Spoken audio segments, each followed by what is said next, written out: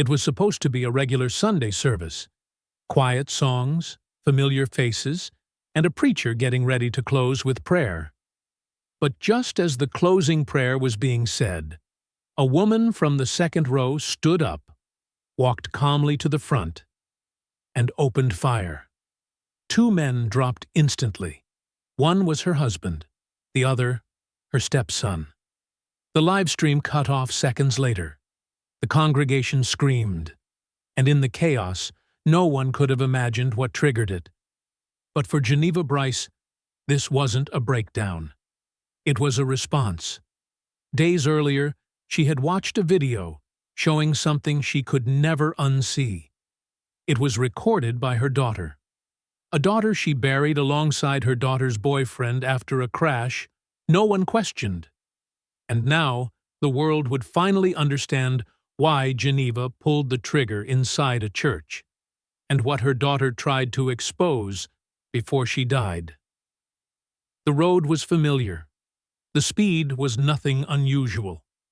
Layla Bryce and her boyfriend Jalen had driven that route dozens of times, headed to a college party just 20 minutes from home. Friends expected them by 8 p.m., but by 8:47, their phones had gone dark. What followed was a blur of flashing lights and closed roads. The car had veered off a bend and slammed into a tree. There were no skid marks, no signs of braking. By the time emergency responders arrived, both were gone. The report cited mechanical failure, specifically brake loss. The car was old, the tires were worn, and the investigation ended almost as quickly as it began.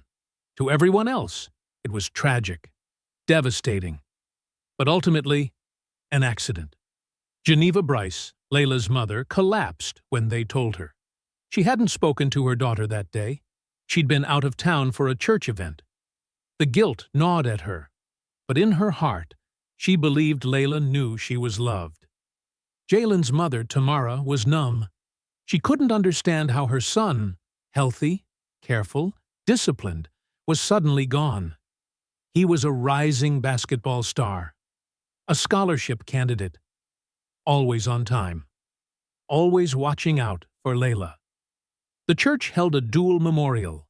Elijah Bryce, Geneva's stepson and the family preacher, gave the closing speech. His words were calm, his voice unshaken. He told the crowd that some pain has no answer, but all things pass through God's hands. Geneva nodded through her tears. She didn't notice the glance between Elijah and her husband, Harold, as the service ended. No one did. Because at that point, no one thought there was a reason to look. Months before Layla's death, Geneva had started noticing a change in her daughter. The vibrant 20-year-old who once talked non-stop about nursing school, YouTube tutorials, and her boyfriend Jalen had gone quiet. Her bedroom door stayed closed longer. Her laughter thinned out. She stopped joining them at family dinners, even on Sundays. Geneva assumed it was just stress, school, life, maybe even heartbreak. But when she asked, Layla would force a smile and say she was fine. Then one evening, Layla finally spoke. Geneva had just come home from midweek service, still dressed in her choir outfit, when Layla stopped her in the kitchen. Layla told her that Elijah, Geneva's stepson, the one who stood in the pulpit every week, prayed at every family meal, and called her little sis with a smirk, had entered her room one night when no one else was home and forced her to sleep with him. Geneva's body went cold. But the human mind does strange things when it's asked to believe something unthinkable. Elijah had always been intense, yes, controlling sometimes, but never that. Still, she confronted Harold that same night. His response was instant. Denial. He called it outrageous, said Layla was lying for attention, maybe even trying to cover up for something else. Geneva pressed harder, but Harold shut it down. Elijah, when questioned the next morning, laughed. "That girl's been weird around me lately." I don't know what's going on with her, but it ain't me." Geneva returned to her daughter and gave her an answer she would never forgive herself for. Elijah said it didn't happen. Maybe there's been a misunderstanding. Layla didn't cry. She didn't argue. She just looked at her mother with a stare Geneva would later replay 1,000 times, one that said, "You chose them." After that night, Layla stopped talking about it. Geneva took her silence as a sign that maybe it had been misinterpreted after all. She buried it, moved on, focused on upcoming church programs, tried to glue the family back together. But Layla hadn't forgotten. She turned to the one person she still trusted, Jalen. Unlike the adults in her house, he didn't need proof to believe her. But he also knew that proof was the only thing that would make anyone else listen. So he made a suggestion. He told her to record the act the next time. Layla hated the idea, but she agreed. He handed her a small charger-like camera, said it was motion-activated. She could plug it into her wall and forget it was even there, just in case it ever happened again. Geneva had no idea her daughter was preparing to document something inside her own home. She had no idea that her husband's silence wasn't disbelief. It was defense. And when she left town that weekend, she thought she was giving her daughter peace and space. Instead, she left her in a house that would turn fatal. It was a Friday evening when Geneva left for a women's retreat in Dallas, an event she attended yearly with a few longtime friends from church. Layla stayed behind, saying she had schoolwork and needed the quiet. Geneva didn't think twice. The house was familiar. Elijah, though intense, had his own place nearby and wasn't expected to be around. Harold, as usual, stayed home and watched TV late into the night. But Layla was already preparing. Unbeknownst to her mother, she had plugged in a small device Jalen had given her weeks earlier, a charger that doubled as a camera. She had tested it once already. It worked. Motion activated. Silent. No lights. It was tucked in beside her desk, angled slightly upward. If anything happened, the lens would catch it all. Hours passed. She tried to focus on a paper due Monday, but something in the house felt wrong. The air, the stillness, like something was waiting. Later that night, the hallway light flipped on. Footsteps followed. Then the doorknob moved. What played out after that would be captured in full. The footage wasn't long, under 10 minutes, but what it revealed would change everything. Elijah was seen entering the room, uninvited. He wasn't alone. Harold stood in the hallway at first, watching silently. Moments later, he stepped inside. The power dynamic was obvious. What followed was degrading, calculated, and deliberate. They both had their way with her, father and son. That was extremely wicked. No one should be doing that to their family. Layla survived the night, but the next morning, she sent the footage to Jalen. It was her only insurance. She didn't tell her mother. She didn't call the police. The silence of being disbelieved once was enough. This time, she sent it to someone who would protect it. That weekend, Jalen kept the file hidden. He copied it to a flash drive and stashed it inside the lining of a spare basketball shoe in his gym bag. He didn't know what Layla planned to do next. Neither of them knew what Elijah and Harold were already discussing in private. Layla had made a fatal mistake. She sent warnings. In messages never delivered publicly, she messaged both Elijah and Harold separately. She didn't name the file. She didn't issue threats. She simply hinted that what happened that night had been recorded, and that she wasn't afraid anymore. That was Saturday. By Sunday evening, she and Jalen were gone. The crash occurred less than 2 miles from the highway turnoff.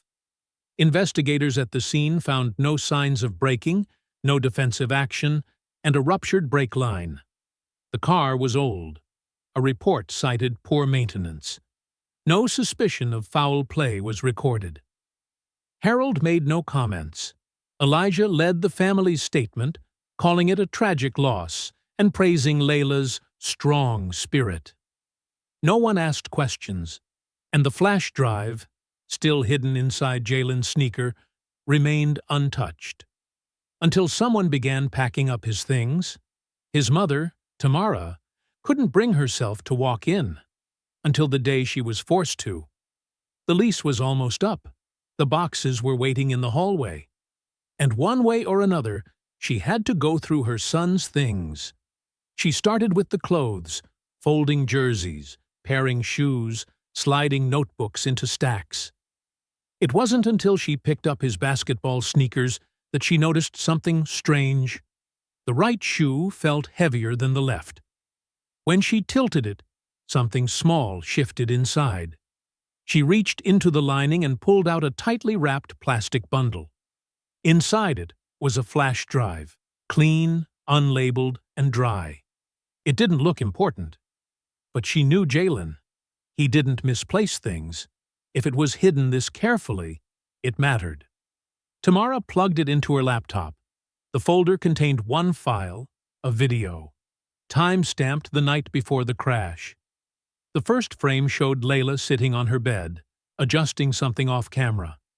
Her face was serious, not scared, just focused. Then she left the frame, and the room went still. Moments later, the bedroom door opened. Tamara watched, frozen. The footage was brief, but unflinching. It left no doubt. What happened was not only wrong, it was calculated. And it wasn't just Elijah. Harold appeared in the frame too, the same man who held Tamara's hand during the memorial, the same man who delivered a speech about grief and healing. Tamara closed the laptop and didn't sleep that night. She knew exactly who to call. Geneva answered on the second ring. Tamara didn't explain over the phone. She asked to meet in person. No delays, just a quiet place, neutral, away from both homes. When Geneva saw the footage, her reaction wasn't loud. She didn't scream. She didn't collapse. She just stared. The entire room went still. She didn't speak for several minutes. Then she asked to watch it again. And again. Each time her hands steadied more. Her face hardened. The realization that her daughter had tried to tell her, and she hadn't listened, was already heavy. But now, she wasn't just grieving Layla. She was watching what had led to her death. Everything that hadn't made sense. The sudden crash. The way Harold reacted to her questions. Elijah's strangely composed eulogy. All of it began to make sense now. They hadn't just violated her daughter. They had silenced her. Geneva didn't ask Tamara what to do next. She didn't call the police. She didn't tell anyone in the church.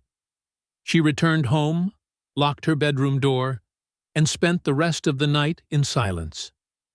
By morning, she had chosen the clothes she would wear on Sunday. She picked the handbag she never used, the one with the zipper strong enough to hold weight. She sat at her kitchen table with the flash drive still in her palm, and she waited for the next service. Sunday arrived without warning. It was the kind of morning that passed like any other. Coffee brewing, hymns rehearsed, bulletins printed. The sanctuary lights were bright. The ushers stood at the doors in their usual navy suits, and the front row, reserved for family, remained untouched. Elijah arrived early, as always, dressed sharp, greeting members with the practiced warmth of someone who'd done it his entire life. Harold came in just behind him. The two shared quiet laughs during setup. No tension, no urgency. If they suspected anything, they didn't show it. Geneva entered 5 minutes before the service started. She wore a light gray blouse, a knee-length skirt, and the same muted expression she'd worn at her daughter's funeral. No one thought much of it. Her seat was 3 rows back from the altar, left aisle, close enough to hear every word, far enough to see everyone. The flash drive was still in her handbag. As the choir opened the service, Geneva kept her eyes forward. Her mind, however, was somewhere else, replaying the footage again, not on screen, but in memory. The expression on Layla's face before the door opened, the silence, the guilt she had carried every day since telling her daughter, "Maybe there's been a misunderstanding."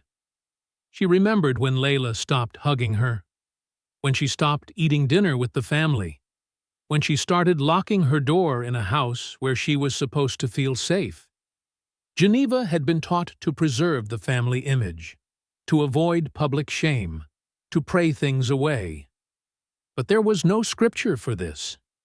When Harold stood to read announcements, Geneva gripped the strap of her bag. When Elijah took the pulpit, she unzipped it slowly. He spoke about healing that morning, about storms and survival. He asked the congregation to stand for closing prayer. Heads bowed, eyes closed. Geneva did not stand. She rose only after the room had gone silent and all eyes were shut. She walked forward, measured, silent, unshaking. The live stream was still rolling. The camera was fixed on Elijah as he lifted his arms for prayer. That's when it happened. 2 shots. One man dropped at the pulpit. The other collapsed in the front pew. Screams followed. Chaos. People rushed for exits. The stream cut out. But Geneva didn't run. She walked calmly to the front, placed her handbag on the communion table, and sat on the second pew beside the bodies. She never said a word. When police arrived, she handed them the bag. Inside was the gun and the flash drive. Geneva said nothing in the car ride to the station. She didn't ask about the charges. She didn't request a lawyer. She didn't cry. The arresting officer noted how composed she was. No resistance, no questions, no panic. Just a quiet, middle-aged woman with blood on her blouse and a small plastic drive tucked carefully into her purse. At the precinct, she was processed like anyone else. Fingerprints, mugshot, standard holding cell. But in the evidence room, things were moving fast. The flash drive had been reviewed. Detectives saw what she saw. They didn't ask her to explain it. They didn't need to. The footage was time-stamped, clear, and damning. It didn't just implicate Elijah. It revealed Harold's involvement without ambiguity. The father stood by, said nothing, then acted in a way that confirmed everything Layla had tried to voice. That footage rewrote the accident. Forensic teams were pulled back into the crash report. When reviewed through a new lens, the brake failure was no longer mechanical error. It was manipulation. Someone had tampered with the lines from underneath. Cleanly, purposefully. Investigators concluded it couldn't have been a coincidence. Geneva hadn't just avenged her daughter. She had exposed a layered crime. 2 men working together to silence the girl who threatened their reputation. Geneva's home was searched next. Not because she was under suspicion of more crimes, but because law enforcement wanted to understand how long she might have known. They found nothing. No diaries, no plans, no notes. Just a printed copy of the police report from Layla's crash, circled in red ink. They also found Layla's journal, hidden in a box under her bed. Pages detailed emotional breakdowns, moments of fear, and her sense of betrayal after her mother had once dismissed her concerns. The last entry was dated just 2 days before her death. One chilling line stood out. "If I disappear, don't let anyone pretend it was an accident." That line hit the public like a bolt of electricity. Suddenly, Geneva's silence in court began to make sense. Her cold expression, her refusal to seek bail. She wasn't fighting the charges. She was absorbing them. The church where it all happened shut its doors indefinitely. The pulpit remained untouched. Flowers were left outside, but not for Elijah or Harold. They were for Layla. Tamara, Jalen's mother, gave one short interview to local news. She didn't discuss the footage. She didn't mention the flash drive. She only said this: 2 kids died for the truth. Geneva just made sure the world couldn't ignore it. Geneva never returned to her home. The community that once saw her as the preacher's devoted wife now viewed her as the woman who shattered a false legacy. And though no official statement was made from her, it became clear she never intended to escape justice. She just didn't want it to arrive too late. Geneva Bryce stood trial 6 months after her arrest. The courtroom was full, but the silence inside was unlike any the town had ever known. What was once viewed as a shocking double murder had unraveled into something far more complicated: a case of family betrayal, institutional silence, and 2 lives lost long before the gun was ever raised. Prosecutors laid out the events clearly. 2 men, a stepfather and his adult son, had used their influence to manipulate and silence a young woman. When she threatened to expose them, they removed her, covertly, ruthlessly, and without a trace of hesitation. Her boyfriend, guilty only of protecting her, died alongside her. And when her mother finally saw the truth for herself, she didn't take it to court. She took it to church. Geneva's legal team didn't dispute the facts. They didn't call character witnesses. They didn't challenge the evidence. They focused only on the context, the footage, the discovery, the ignored warnings, and the guilt of a mother who realized too late that she'd silenced her own daughter with doubt. The jury took less than 2 hours to deliberate. She was found guilty of double homicide and sentenced to 40 years without parole. But it wasn't a victory for anyone. There were no cheers in the hallway, no cameras chasing after the verdict. Just the quiet closing of another courtroom door on another family that had broken behind the image. Geneva didn't react when the sentence was read. Her hands remained folded, her expression unreadable. Weeks later, the church building was put up for sale. No buyers came forward. A small memorial plaque was placed instead at a garden across town, one that bore no crosses, no titles, and no mention of any church. It simply read, "For Layla and Jalen, the truth spoke even when they couldn't." And inside the evidence archives, in a sealed bag labeled "Drive Recovered," sat the only proof that ever told the full story. Geneva never gave another statement. She had already said everything she needed to. On a live stream, in front of a pulpit, where no one could ignore her anymore.